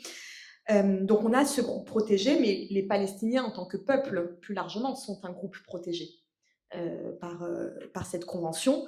Ensuite, l'article de la convention de 1948, il liste 5 types d'actes matériels qui participent du crime. C'est pas uniquement le meurtre de masse, bien que dans le cas de Gaza, on y est complètement. C'est aussi les conditions d'existence sont telles qu'elles vont entraîner la destruction totale ou partielle physique du groupe. Ça passe par l'organisation de la famine, la destruction de tout ce qui fait vie, donc les écoles, les hôpitaux, les structures sociales, tout le système de santé, etc. d'un territoire. C'est le blocage de l'aide humanitaire, c'est les déplacements massifs de population. À Gaza, on est sur un déplacement massif. Depuis la Nakba, on n'avait jamais vu ça. Et c'est d'ailleurs pour ça qu'on parle de Nakba continue.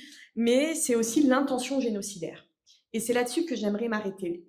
L'intention génocidaire, elle vise tant les pratiques récurrentes illicites du droit international par l'État génocidaire, donc ce que Leïla a pu expliquer d'un point de vue médical, mais pas uniquement, hein, quand on vise délibérément les journalistes, les professeurs, les enseignants, etc. Tout ce qui fait vie, finalement.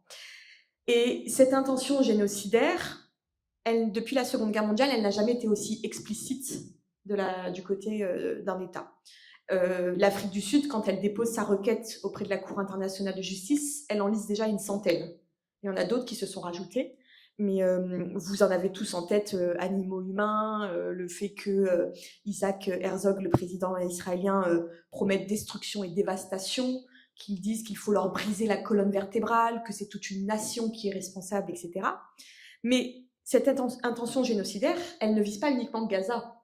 Dans les déclarations politiques, aujourd'hui de la part des dirigeants israéliens, elle vise aussi la Cisjordanie. Je vous donne un exemple. Hier, quand Bezalel Smotrich, un des ministres phares du gouvernement israélien, dit qu'il va être probablement visé par un mandat d'arrêt de la CPI, il dit que c'est une déclaration de guerre. Et la première mesure qu'il adopte, c'est de demander le nettoyage ethnique d'un village palestinien de Cisjordanie. Il le dit très clairement. Donc l'intention de détruire en tout ou partie un groupe, de le remplacer, de l'éliminer, elle est aussi en Cisjordanie. Et ce qui se passe et à Gaza et en Cisjordanie commence pas depuis le 7 octobre, mais ce continuum génocidaire, ce processus génocidaire, il trouve ses fruits dans la construction même, dans l'établissement même de l'État israélien qui aujourd'hui se traduit par une annexion de facto de l'intégralité du territoire palestinien occupé.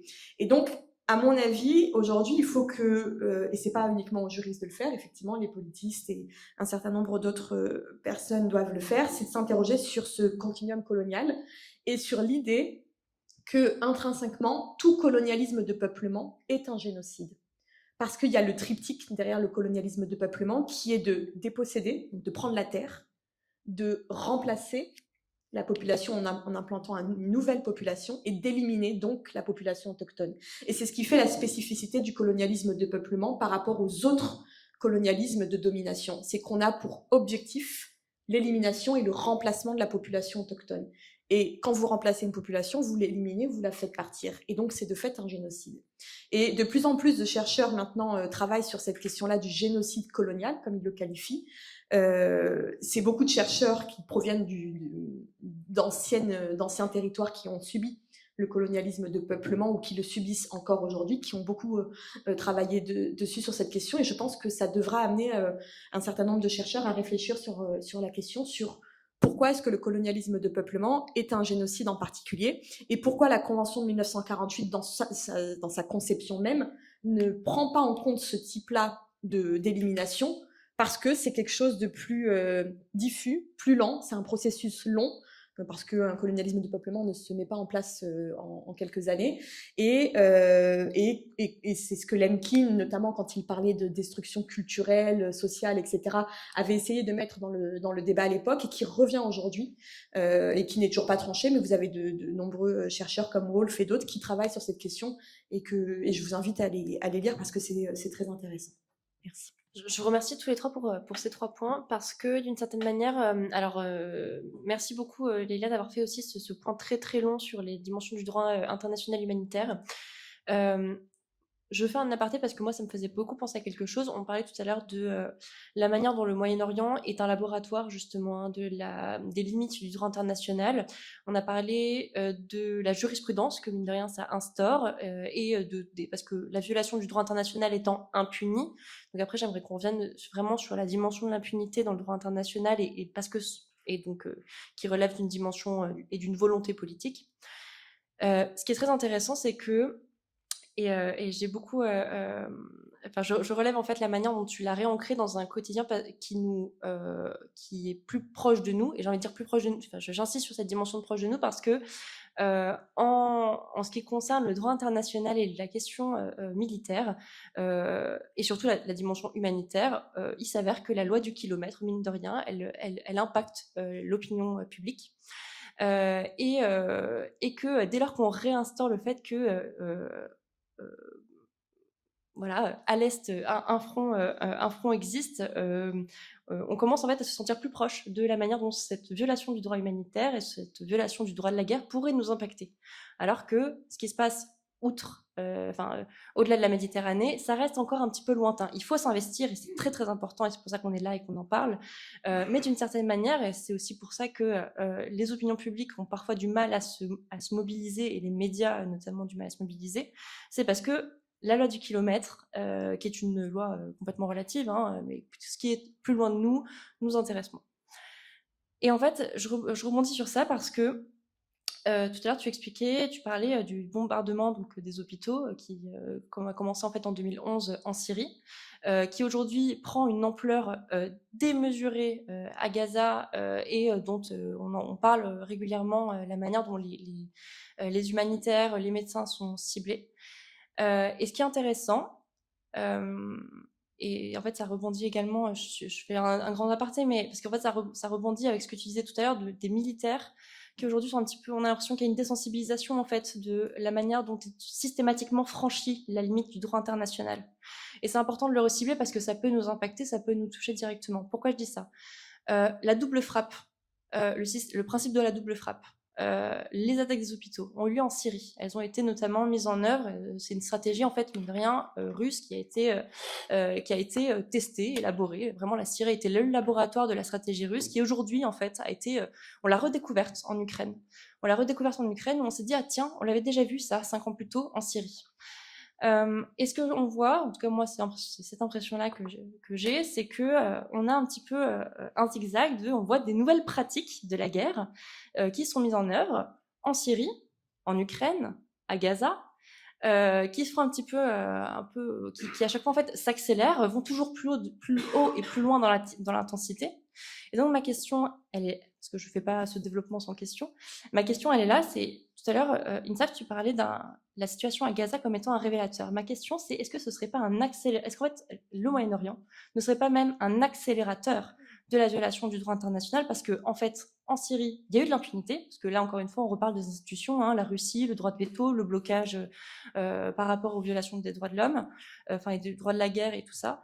Aujourd'hui, à Gaza, les mêmes mécanismes sont mis en place et en fait, voilà, là on a différents acteurs, mais les mêmes mécanismes sont mis en place. Est-ce qu'on n'est pas sur un accélérateur et de la transformation de la guerre et donc de l'impunité? Est-ce que le droit international ne deviendrait pas un droit de l'impunité? Grand développement, grande question. J'espère que non. J'espère que personnellement que ce soit pas un droit de l'impunité. Alors, je dirais pas une accélération, je dirais que c'est vraiment une caisse de résonance, puisque les attaques sur les hôpitaux et les structures médicales. Alors moi, je suis MSF depuis 7 ans, mais en parlant avec les dinosaures MSF, on nous rappelle vraiment qu'on a fait l'objet malheureusement de beaucoup d'attaques sur nos ambulances, sur nos structures médicales. Le point qui change, et on en parlait tout à l'heure en aparté, c'est que il y avait un coût, ne serait-ce que politique ou médiatique, à frapper des humanitaires. Et ça, j'ai l'impression qu'on est dans un point de bascule. C'est que ce coût politique, réputationnel, médiatique n'est plus là. Et c'était souvent un levier de discussion avec les États. Et là, je pense qu'on le perd. Mais je ne pense pas que ce soit un point de bascule particulier, mais plutôt une caisse de résonance. Malheureusement, on en parlait tout à l'heure, on est présent au Soudan et les attaques sur les structures médicales continuent au Soudan. Au Sud-Soudan, on a fait l'objet de plus de 4 attaques. Peut-être mon chiffre n'est pas très exact, mais plusieurs attaques, au moins 2 hôpitaux sur les derniers mois qui ont fait l'objet de bombardements. Donc ça existe, mais c'est une caisse de résonance parce que tout le monde regarde Gaza. Et peut-être juste pour compléter, je pense que Gaza, mais avant ça, enfin Gaza c'est pas la première, là c'est un génocide, mais avant cela, Gaza a connu de nombreuses agressions armées de la part d'Israël et on l'oublie aussi, mais vit sous blocus total depuis un certain nombre d'années maintenant. Mais ce que je veux dire, c'est que Gaza est un révélateur en ce sens que toutes les violations possibles du droit international sont visibles. Il n'y a pas une branche du droit international qui n'est pas violée en ce moment par Israël. C'est le droit international humanitaire, mais pas que, c'est le droit international maritime quand vous venez kidnapper des étrangers en eau internationale dans l'impunité la plus totale. Ça nous paraît aberrant. C'est le droit international pénal parce que des fugitifs auprès de la Cour internationale, la Cour pénale internationale peuvent voyager. C'est le droit diplomatique, c'est le droit international économique. Donc en fait, vous avez l'intégralité du droit international qui est systématiquement violé. Il y a ça, il y a la récurrence des violations et la gravité des violations.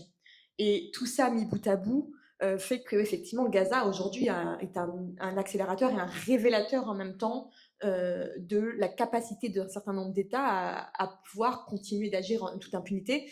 Et on en parlait effectivement, Israël en fait va toujours plus loin dans la violation parce que face à lui, il a un système d'impunité absolue.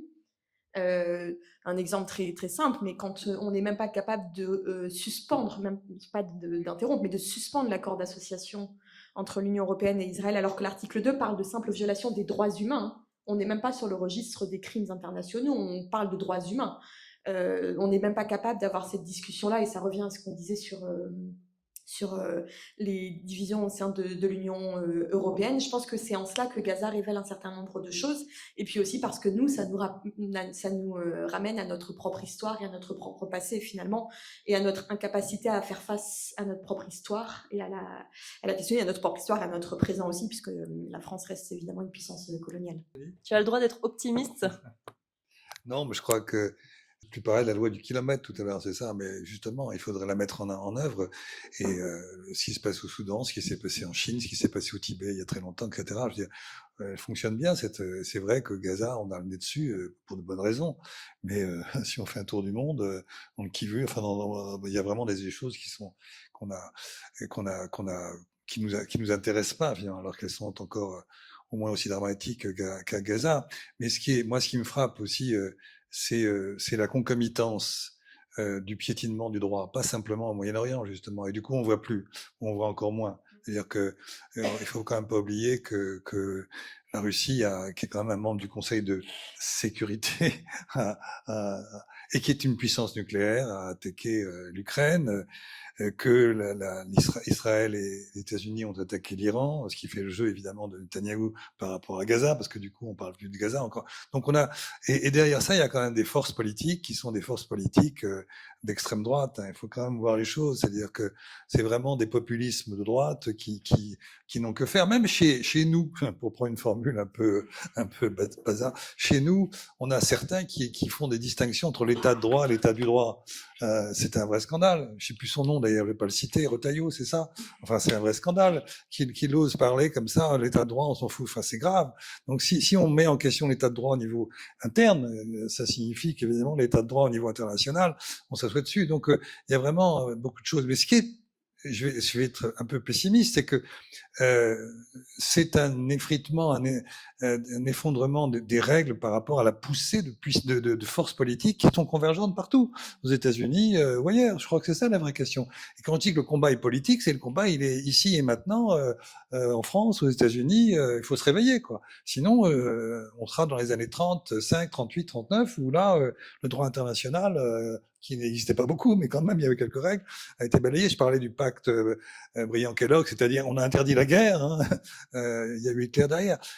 Et j'en viens à un dernier point pour vous remonter le moral, c'est qu'il y a un point sur lequel où le droit s'est effondré, mais au sens cette fois-ci, il n'y a plus de règles. C'est-à-dire que là, on constate que les règles sont violées, mais je vais vous faire encore plus, si je puis dire, c'est que dans le champ du nucléaire, c'est-à-dire dans les questions qui régulent l'arme nucléaire, depuis 1972 jusqu'à, tenez-vous bien, février 2026, il y avait des traités entre la Russie et les États-Unis qui limitaient, régulaient à la fois le nombre d'ogives nucléaires et des vecteurs. Donc on a quand même pendant près de 50 ans fait des choses importantes, même si évidemment c'était limité. Il reste, je vous rassure, assez d'ogives pour faire péter le monde. Mais ça a été vraiment un progrès qui est lié à quoi? Au traité de non-prolifération des armes nucléaires.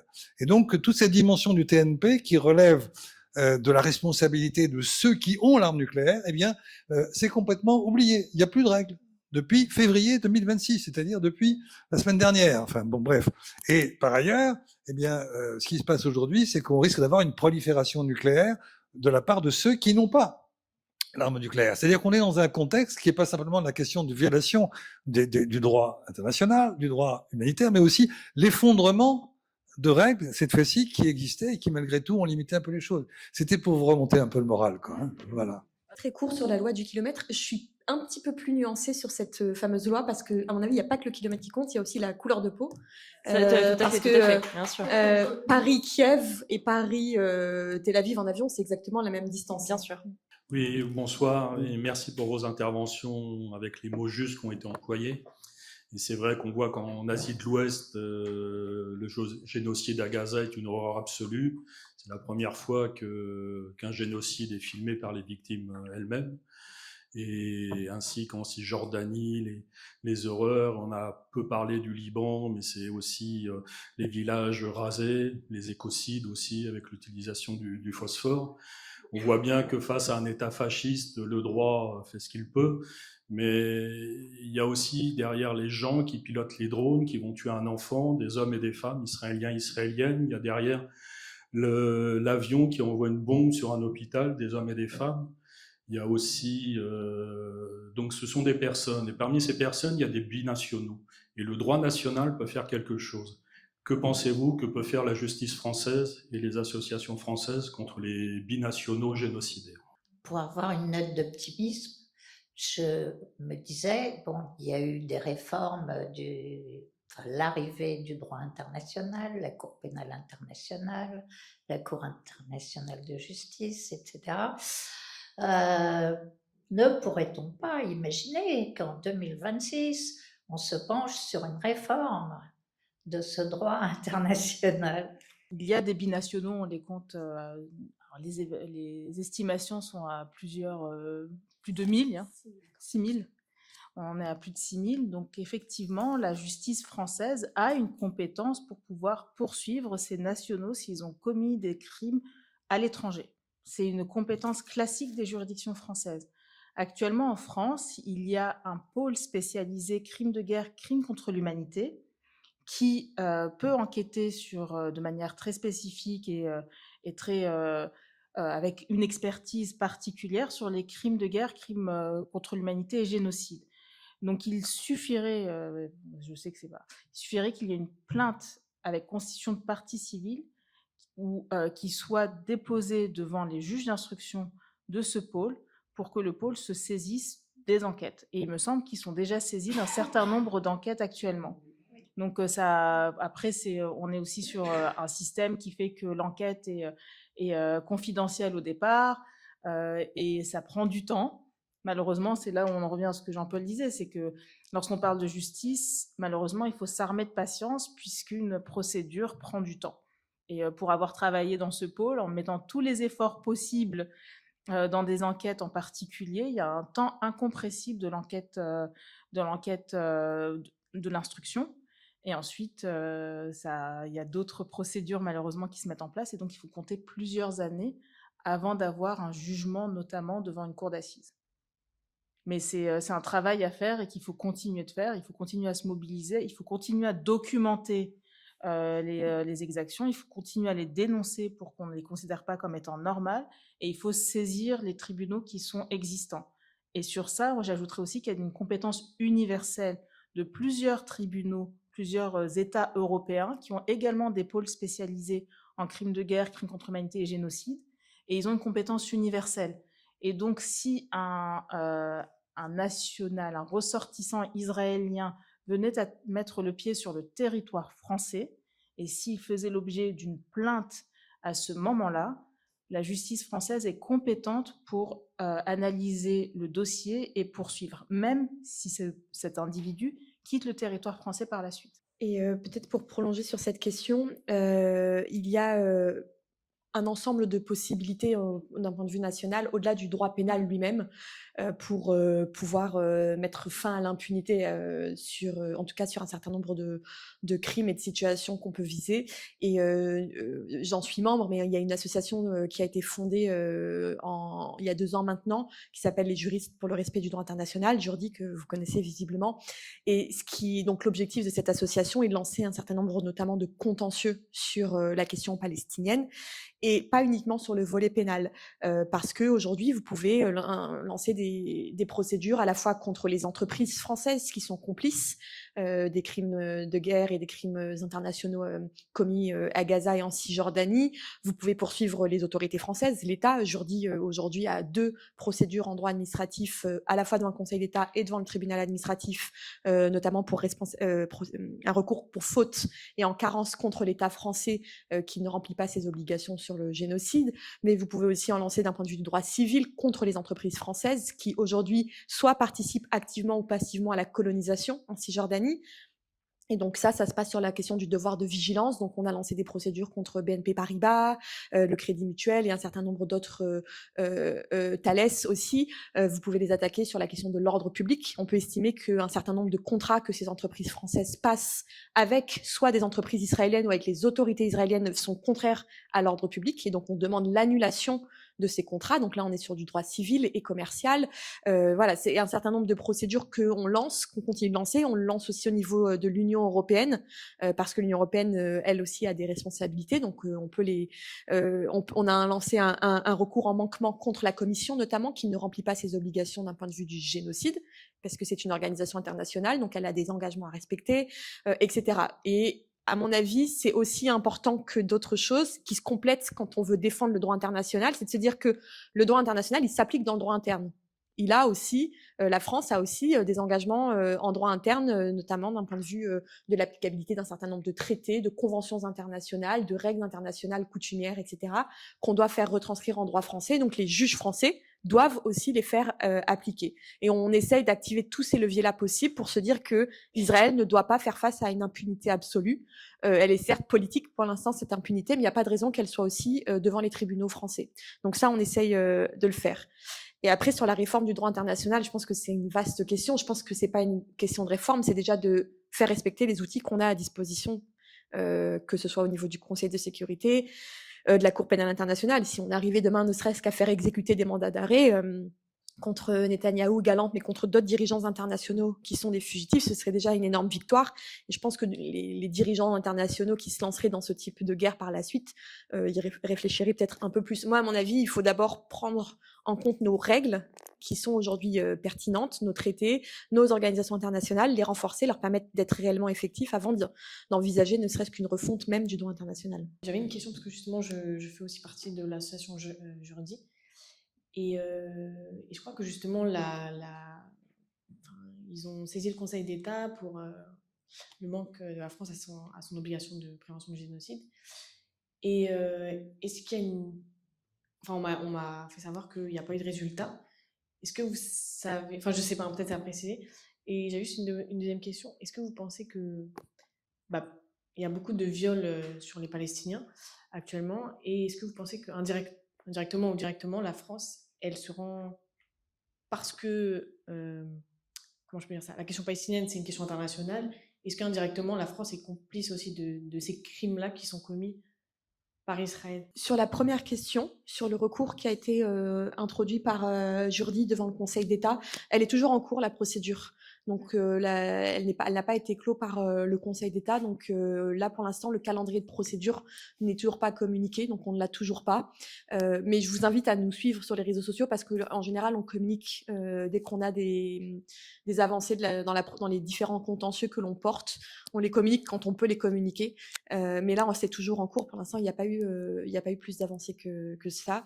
Je ne sais pas quelles sont les chances que ça prospère ou pas. En tout cas, ce qui est intéressant, c'est que les juges français, qu'ils soient de l'ordre judiciaire ou administratif, se prononcent enfin sur la question palestinienne et soient mis face à leurs responsabilités. Je pense que juste ça, c'est une victoire pour le droit international parce qu'il y a 2 ans, si on vient 2 ans en arrière, on n'avait même pas ce type de contentieux qui était porté devant les juridictions françaises. Donc je pense que c'est aussi une victoire pour la lutte contre l'impunité de manière générale. Moi, j'avais une question juste aussi juridique. La France avait signé en 1959 une convention avec Israël justement sur la question des binationaux et sur l'obligation du service militaire. Est-ce que juridiquement en France, il y a un point de pression sur revenir sur cette convention? Parce que mine de rien, ça risque par la suite, une fois que l'histoire aura fait son travail comme le souhaite M. Macron, on pourra rendre la France complice parce que c'est des Français qui ont aussi commis les exactions. Est-ce que la France pourrait, est-ce qu'on peut utiliser cet argument comme pression sur l'État afin d'enlever la nationalité à ces personnes à partir du moment où elles font leur service militaire dans un autre pays? Ce qui est le cas en fait avec d'autres pays, c'est juste que là il y a une convention. En fait, cette convention, elle ne porte pas sur les crimes internationaux, c'est-à-dire qu'ils ne sont pas exemptés de poursuites pénales pour les crimes internationaux, crimes de guerre, crimes contre l'humanité, génocide ou complicité de ces 3 crimes. Ça, la convention, elle n'empêche pas, elle ne permet pas l'impunité sur ce volet-là. Donc en fait, rien n'empêche aujourd'hui effectivement d'instruire des plaintes sur ces fondements-là. Après, pour la France, c'est compliqué parce qu'il y a quand même l'immunité fonctionnelle qui s'applique pour les chefs d'État, etc. Donc ça va être compliqué au niveau interne. En revanche, il faudra peut-être un jour y réfléchir, mais il est vrai que devant la Cour internationale de justice où les États peuvent faire l'objet d'un contentieux, l'Allemagne, par exemple, est déjà devant la Cour internationale de justice. Alors, c'est pas poursuivi, mais c'est pour vulgariser peut-être un peu, mais elle fait l'objet d'une instance introduite par le Nicaragua sur la base de la Convention sur le génocide. Et donc, pour complicité de génocide, parce que la complicité de génocide est prévue par la Convention elle-même. Et donc, la question pourrait se poser un jour, sachant que la France a ratifié l'intégralité de la Convention et n'a pas émis de réserve à la compétence de la CIJ, il serait intéressant de se dire que peut-être demain, un autre État pourrait introduire une instance contre la France sur le fondement de la Convention sur le génocide ou d'une autre convention. Il y a d'autres conventions qui organisent la compétence de la CIJ en la matière. Mais ce serait plutôt, à mon avis, sur ce fondement-là. Et honnêtement, sur ce fondement-là, je pense qu'il y a déjà un certain nombre d'éléments qui mériteraient d'être discutés dans l'enceinte judiciaire, même si ça n'aboutit pas à une condamnation in fine.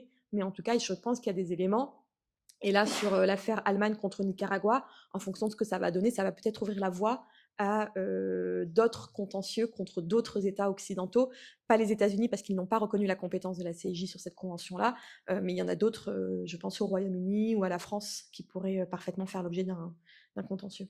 Alors, moi, je vais poser un commentaire par personne interposée, parce que c'est un commentaire qu'on a reçu sur les réseaux sociaux aujourd'hui, et qui répond un peu à la question des hôpitaux, mais plus en général des boucliers humains.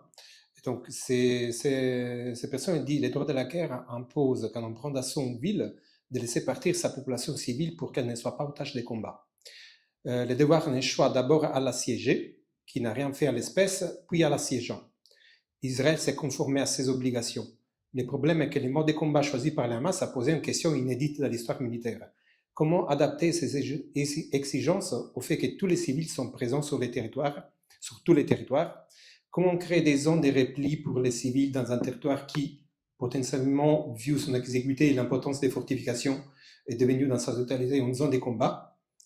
Et en gros, justement, je crois que la question est, est-ce que la présence des tunnels, en général, ce qui a été dit, peut constituer une justification pour raser la ville, finalement? Si on veut résumer, c'est ça. Pour raser tout le territoire. Et c'est ça, mais c'est là où on en revient aussi à l'adéquation entre les discours qui ont été dits et ce qu'on a vu en pratique par la suite sur le terrain.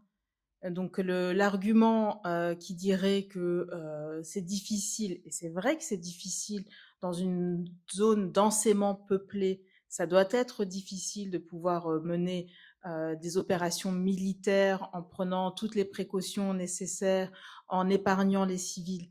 Je ne dis pas que c'est chose aisée pour les militaires. En revanche, lorsqu'on voit le niveau de destruction, lorsqu'on entend les discours qui ont été dits, on peut se questionner sur quel est véritablement l'objectif de ces opérations militaires. On peut se questionner, ou on peut aussi répondre de manière très simple en fonction des interlocuteurs et des ministres qui ont parlé. On peut légitimement se dire que l'objectif n'est peut-être pas l'affaiblissement de l'ennemi, moi j'en reviens vraiment à Saint-Pétersbourg, mais l'éradication, et pas uniquement du Hamas, mais malheureusement aussi de l'ensemble de la population palestinienne. Parce qu'on a parlé aussi de la destruction de tout ce qui fait vie, j'aime beaucoup ton expression, ce qui fait vie à Gaza, la destruction des hôpitaux. On est quand même sur maintenant à un moment où on peut douter vraiment de la volonté d'épargner. Et je rajouterai aussi sur ce point, puisqu'il est dit des précautions ont été prises, on peut parler des ordres d'évacuation qui sont effectivement autorisés par le DIH, mais ces ordres d'évacuation sont donnés très peu de temps avant les frappes, sur des zones densément peuplées avec des immeubles assez conséquents qui ne laissent pas le temps aux personnes de partir, si elles veulent se mettre à l'abri. Et encore parler d'abri, c'est compliqué dans la bande de Gaza, mais disons au début du conflit, ça ne laissait pas le temps de pouvoir quitter l'endroit qui était sous évacuation. Et encore une fois, des endroits qui n'étaient pas sous ordre d'évacuation ont tout de même fait l'objet de bombardements. Donc il faut prendre pas uniquement se fier à des discours et aux discours simplement qui sont faits pour dire que tout est mis en œuvre pour protéger les populations civiles, mais ce n'est pas de notre faute parce que le Hamas se cache partout, parce que c'est difficile, parce qu'il y a beaucoup de personnes, parce qu'il y a des tunnels, et après prendre les faits de manière très objective et regarder ce qui se passe sur le terrain. Et là, je pense que le doute n'est plus permis.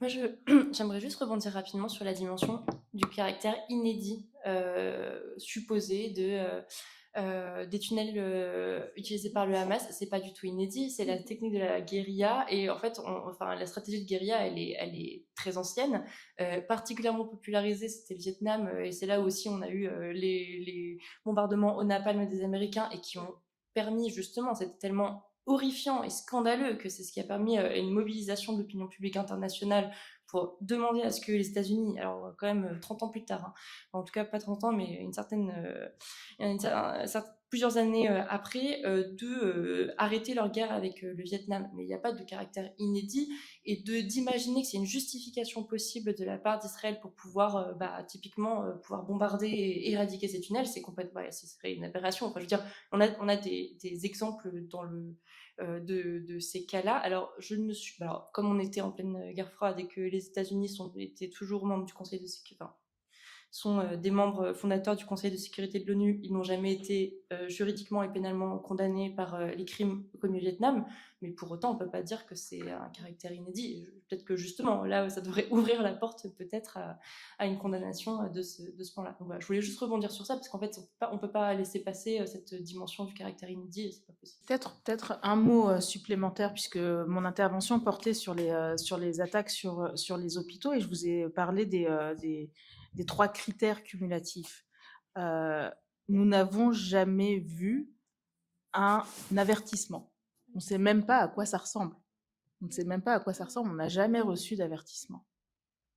Donc c'est aussi quelque chose qui est important à dire, c'est qu'il y a des règles, et en face, on va avoir un discours qui essaie de minimiser ou qui essaie de justifier par la présence de je ne sais qui.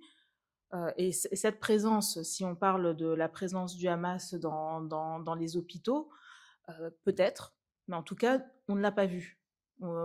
À un événement précis pour MSF qui a conduit à la suspension partielle de nos activités à l'hôpital Nasser il y a quelques mois, mais si on ne le voit pas, on ne peut pas le savoir.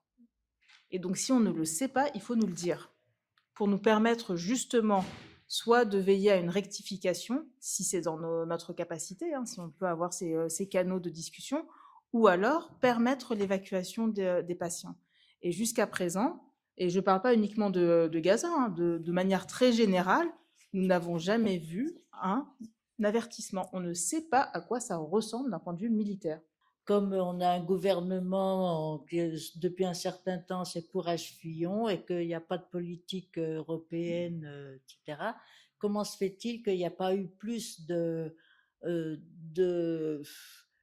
coordination dans la population française pour boycotter les produits israéliens? Parce que ça, on avait commencé à le faire. Par exemple, les produits comme les oranges, les dattes, ou n'importe quoi, mais ça n'a pas continué, parce que c'était une façon aussi d'impliquer la population pour faire quelque chose, puisque les manifestations, ça ne sert pas à... Bon, on se fait voir, mais ça s'arrête là, quoi. Je voulais rebondir sur ce que dit Madame. Pour moi, en fait, c'est lié, et puis sur ce que vous avez dit, Monsieur Chagnolo, aussi, sur le fait que la politique ou le gouvernement français, l'État français a la trouille, et que c'est ce qui explique en fait la politique de l'État français. Moi, je pense que ça va plus loin. Je pense qu'il y a quand même une dimension aussi d'inculture qu'on a vu, par exemple, quand Macron a proposé d'utiliser les forces contre Daesh, contre le Hamas. Et puis il y a aussi une dimension idéologique, en fait, raciste, en fait, je pense, dans la position de l'État français, qui se manifeste aussi à travers la répression contre les mouvements pro-palestiniens, puisque par exemple, on voit que la vice-présidente d'Europalestine vient d'être condamnée à 2 mois de prison, 2 ans de prison, pardon, avec sursis, des dommages et intérêts à l'agence juive européenne, et inscrite sur la liste des terroristes une femme qui a 80 ans. Non, mais et en fait, pour moi, tout va dans le même sens, c'est-à-dire que en fait, c'est pas seulement un manque de courage, c'est un parti pris, en fait, qui de temps en temps est un peu édulcoré, parce que ça devient quand même de plus en plus difficile de soutenir ce que fait Israël, mais qui est quand même un parti pris qui reste pro-israélien dans la politique française, à peu d'exceptions près. Je vais peut-être rebondir rapidement sur vos deux questions, sur le fait que, encore une fois, je vais répéter, il n'y a pas de caractère inédit. Il n'y a pas de caractère inédit, et le fait de pouvoir se laisser penser, parce qu'il n'y a pas de caractère inédit dans le sens où la politique, c'est de la politique, et que la seule manière de faire bouger des intérêts qui soient politique, stratégique, économique telle que nos politiques les ont actuellement, la seule manière de le faire, c'est d'avoir une mobilisation de la société civile. Et donc de se laisser avoir et se laisser faire penser que la mobilisation, le boycott, les manifestations, tout type d'initiative de la société civile ne fonctionne pas, je pense que c'est un piège dans lequel il ne faut pas tomber. Et c'est justement en fait tout le propos aussi d'organiser ces événements-là et de vous avoir aussi présent, parce que c'est en s'éduquant, en échangeant, en se mobilisant qu'on peut parvenir à un moment donné à se structurer et à faire en sorte que à un moment donné au niveau politique ça transparaisse. Ça peut aller sur les groupes d'amitié politiques, notamment des députés, donc des parlementaires France-Palestine, qui peuvent et qui sont des organismes qui sont des lieux de contrepoids par rapport aussi dans les commissions des affaires étrangères au Parlement. En fait, ça passe par de l'action locale. Voilà, ça passe par des actions locales, ça passe par du boycott et par le fait que c'est pour ça qu'il y a eu pas mal de mobilisations, ne serait-ce que pour la flotte, la flottille vers Gaza, qu'il y a eu de la mobilisation, des interpellations auprès des consulats et des ambassades lorsqu'on a des ressortissants français, nationaux ou autres qui sont retenus par les autorités israéliennes, de pouvoir interpeller son député, etc. Ça, en fait, il faut continuer à y croire. Parce que là, encore une fois, je veux dire, il n'y a pas de caractère inédit. Je répète, je reprends un exemple très concret historique, puisque moi, c'est ce que je suis historienne. La guerre au Vietnam, elle ne s'est arrêtée, on a réussi à l'arrêter, c'est la population qui a réussi à la faire arrêter. C'est la société civile. Parce que à force de mobilisation, ça a pris du temps. Alors bien sûr que ça a pris du temps, encore une fois, je ne dis pas que ça se fera en 5 ans. Mais si on n'y croit plus, en fait, il n'y a aucun espoir non plus. Voilà, là encore une fois, je pense qu'il faut pas penser que ça ne sert à rien. La manifestation, ça ne sert pas à rien et il faut continuer. J'ai rien à dire. Sauf que là, je tenais ce langage il y a de nombreuses années, donc je suis content de la relever là, quoi. Donc j'ai rien à dire. Sauf quand même, peut-être un mot, c'est qu'effectivement, tout ceci c'est un combat permanent, quoi. Et il y a eu des moments où on avait l'impression d'avoir gagné, à telle ou telle période. On en parlait aussi en aparté tout à l'heure. Au moment de la fin de la guerre froide, pour ceux qui sont de ma génération, on s'est dit, voilà, le monde va être un peu changé, mais c'était une illusion. Mais ça veut dire qu'il faut continuer à se battre dans tous les domaines, évidemment, à commencer par chez soi, parce que je pense que c'est les forces politiques qui font le droit ou qui font son ineffectivité. C'est pas une réforme de droit international, c'est évidemment la capacité qu'on a à vouloir le faire appliquer ou pas. C'est ça la grande question. Donc je crois que, mais c'est vrai que en plus on est tout de même alors, sur le plan politique, on est vraiment dans un moment de restriction très fort. Il y a eu, pendant quelque temps, une politique française qui est partie de l'absurdité imbécile que vous évoquiez, madame, consistant à dire on va éradiquer le Hamas comme on a éradiqué le Daesh, ce qui voulait dire que Macron avait rien compris de rien compris. Ça, c'était vraiment tellement absurde. Mais ensuite, il s'est construit quelque chose au fil du temps qui a abouti à ce que nous voulions depuis très longtemps, c'est-à-dire la reconnaissance par la France de l'État de Palestine. C'est pas rien, d'autant plus que ça s'est fait avec des pays aussi improbables. Le Canada, il y a un an, on m'aurait dit le Canada va reconnaître l'État de Palestine, j'aurais dit je suis pas sûr. La Grande-Bretagne, le Portugal, etc. Aujourd'hui, il y a beaucoup de pays européens qui l'ont fait, pas l'UE est toujours un peu en retard. Enfin bon, le problème, c'est que une fois qu'on a gagné une étape comme celle-là, en gros, c'était en septembre, octobre de l'année dernière, parce qu'il s'est passé beaucoup de choses assez positives à mes yeux, malgré le drame absolu de Gaza et tout ça, on a senti comme une sorte d'élitement de la politique française. C'est-à-dire qu'elle a existé à un moment donné, pendant quelques temps, je te le disais tout à l'heure, là, mais vraiment, on a suivi ça de près avec un certain nombre de gens, là. On voyait qu'il se passait quelque chose, et la preuve, il s'est passé cette reconnaissance, et puis depuis, comme dirait l'autre, plus personne, plus rien, quoi. Et c'est vrai que c'est la débandade, et c'est même, effectivement, on revient à nos comment dirais-je, nos principes habituels, c'est très pro-israélien, on refuse un visa à un responsable d'une organisation des droits de l'homme, etc. Enfin, on est vraiment dans la régression, et malheureusement, comme nous entrons dans une période, je crois, électorale, d'après mes informations, il est possible que chacun, en fait, se positionne. Et malheureusement, les politiques, même quand ils ont des convictions, ce qui peut arriver, tout arrive, le fondamental d'un politique, surtout dans une période comme celle-là, c'est moins la conviction que le positionnement. Donc, ils vont se positionner par rapport à cette échéance, et donc on aura un peu tout et n'importe quoi. Mais je crains que la ligne politique de la France soit ébréchée pendant de nombreux mois, quoi. Et si, par, comment dirais-je, malheur, c'est d'autres forces politiques, pour pas les nommer, le pseudo-rassemblement, parce que c'est pas un rassemblement national, ça va fracturer, ça fera arriver au pouvoir, la politique française serait encore plus, comment dire, portée à écraser le droit international, c'est clair, hein. L'état de droit en France serait menacé, et je pense que les règles que nous avons évoquées, elles seraient très marginalisées. Donc on est à une période que je crois une période vraiment charnière, quoi. À la fois avec ce qui se passe en France, mais ce qui se passe aux États-Unis. Si Trump est plébiscité au midterm de novembre, ça sera douloureux. J'espère qu'il va être battu, qu'il y aura effectivement, là c'est un point de vue très politique que je donne, mais c'est l'échéance des midterms. Ce qui est scandaleux, c'est qu'on puisse pas voter au midterm, parce que ça nous concerne directement. Donc bon, mais sinon, quand je disais que j'avais rien à dire, j'avais rien à dire. Je suis d'accord.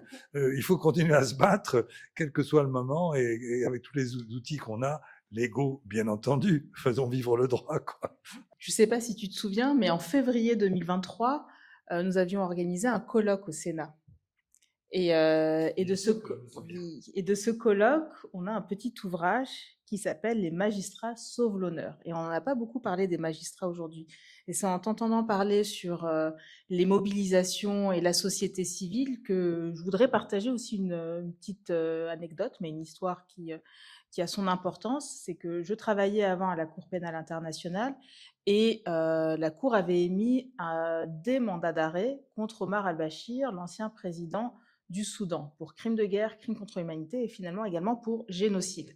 Petite parenthèse, le mandat d'arrêt pour génocide a été émis pour moins que ce qui se passe à Gaza. C'est-à-dire que je reviens sur, c'était le génocide des Tutsis au Rwanda, on coupait les cheveux quand même en 4 pour essayer de comprendre ce que cachait le double langage, le mot travailler. Il y avait tout vraiment des analyses pour essayer de comprendre ce que cachaient ces termes, et qui avaient conduit au génocide. Pareil pour la situation au Soudan, le mandat d'arrêt a été émis alors qu'il n'y avait pas de discours aussi clair, mais des pratiques pour couper l'accès à l'eau, etc. Je ferme cette petite parenthèse pour dire que ces mandats d'arrêt avaient été émis. Omar al-Bashir continue à se promener sur le territoire de nombreux États partis au statut de Rome. Alors vous imaginez notre frustration à l'époque. Les mandats d'arrêt sont émis, on a quand même génocide, et il continue à se promener. Il est invité, il me semble, si ma mémoire ne me fait pas défaut, à un sommet de l'Union africaine en Afrique du Sud. Il est reçu par le président Zuma. État parti au statut de Rome. La Cour demande à ce que l'Afrique du Sud exécute le mandat d'arrêt et se conforme à ses obligations.